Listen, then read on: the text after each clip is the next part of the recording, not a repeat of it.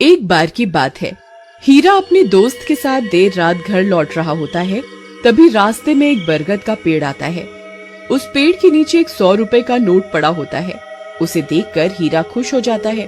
अरे वाह वाह वाह, आज तो लॉटरी लग गई।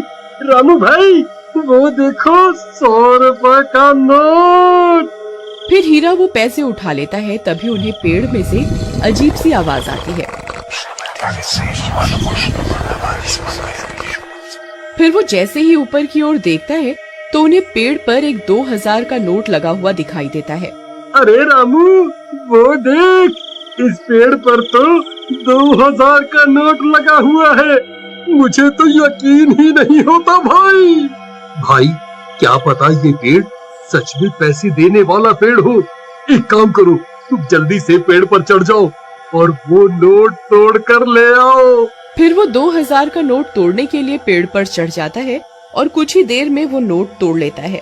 रामू भाई, ये नोट तो बिल्कुल असली है। अरे वाह वाह वाह, आज तो मजा ही आ गया। चलो भाई, अब जल्दी से नीचे आ जाओ, कहीं कोई हमें नोट तोड़ते हुए ना देख ले। अब तो हम पार्टी करेंगे। अरे हीरा भाई, कहाँ रह गए? जल्दी नीचे आओ, कोई हमें देख ना ले। अरे हीरा भाई, कहाँ रह गए? नीचे क्यों नहीं उतर रहे? कहीं तुम अकेले ही इन 2000 रुपयों को हजम तो नहीं करना चाहते भाई? तभी हीरा के चीखने की आवाज आती है। अरे क्या हुआ भाई, सब ठीक तो है? अरे यार, क्या करूं, ये तो दिखाई भी नहीं दे रहा। अरे भाई, तुम ठीक तो हो? क्या करूं? हाँ, मुझे ही ऊपर जाकर देखना होगा, ये आखिर माजरा क्या है। फिर रामू भी पेड़ पर चढ़ने लगता है। तभी पेड़ से किसी के गुर्राने की आवाज आती है। रामू वहीं रुक जाता है। आई मम्मी, ये कैसी आवाज है?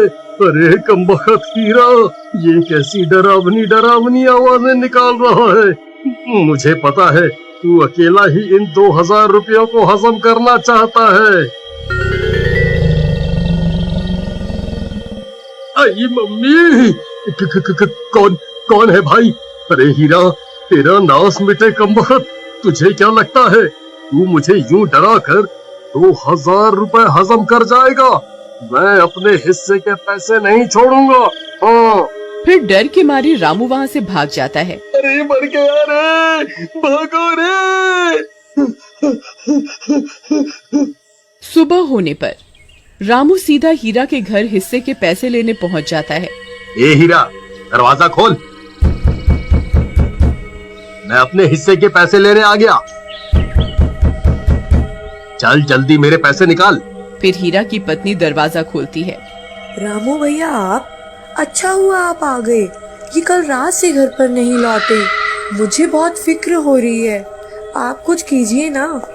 कहीं ये कमबख्त सारे पैसे लुटाने के लिए शहर तो नहीं निकल गया? नहीं, हीरा एक नंबर का कंजूस है। वो इतने पैसे खर्च करने वालों में से नहीं है। जरूर कुछ गड़बड़ है। राधा बहन, चलो मेरे साथ। फिर रामू राधा को अपने साथ लेकर उस बरगद के पेड़ के पास पहुंच जाता है। राधा बहन, हम रात को इसी रास्ते से आ रहे थे, तब हमें इस पेड़ पर 2000 रुपए का नोट लगा हुआ दिखाई दिया। उसे तोड़ने के लिए हीरा ऊपर चढ़ा था, लेकिन वापस नहीं आया। तभी कुछ गांव वाले भी वहां पहुंच जाते हैं। फिर रामू सबको पैसों की बात बताता है। अरे भाई हरिया, जरा पेड़ पर चढ़कर तो देख, हीरा भाई वहाँ है या नहीं? फिर हरिया पेड़ पर चढ़ जाता है और बहुत देर ढूंढने पर भी उसे हीरा का कोई नामो निशान नहीं मिलता। भाई, यहाँ ऊपर कोई आदमी नहीं है। ये कैसे हो सकता है? हीरा तो नीचे भी नहीं उतरा। फिर हीरा गया तो गया कहाँ? कहीं वो चुड़ैल उसे खा तो नहीं गई, जो रात को अजीब सी आवाजें निकाल रही थी? फिर सब गांव वाले वहाँ से चले जाते हैं और राधा रोने लगती है। जी आप कहाँ चले गए जी? अब मैं आपको कहाँ ढूंढूं? तुम रो नहीं बहन, हीरा जरूर मिल जाएगा। हम रात होने पर यहाँ दोबारा आएंगे।